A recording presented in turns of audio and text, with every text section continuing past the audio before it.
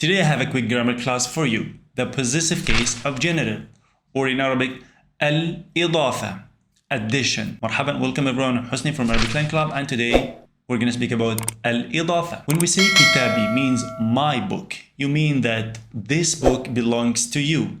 That's al-Idafah in a very simple way. You make things belongs to other things, like kitabuhu, his book. So you added the book to him, to the pronoun, and like kitabu aliyin, the book of Ali. So you added the book to a proper noun, to a person, Ali. Sayyaratul mudir, the car of the boss, or the boss's car. So this is al-Idafa.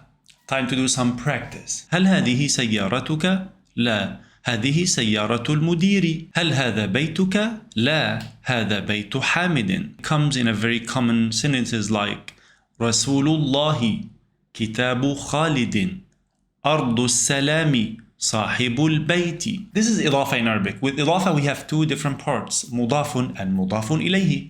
مضاف comes first, that's the object you're adding, and then comes مضاف إليه, that's the noun you're adding to. For example, كتاب المدرسة. كتاب is مضاف. المدرسة is مضاف إليه. You must recognize that مضاف is indefinite, but مضاف إليه is definite. It could be definite with al, like كتاب المدرسة, or it could be with a proper noun like كتاب هند.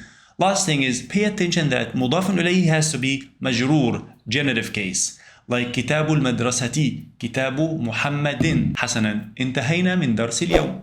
سهل جدا, isn't it? Thank you for watching, and if you have any question, just please write your question in the comment section down below. شكرا، مع السلامة، إلى اللقاء.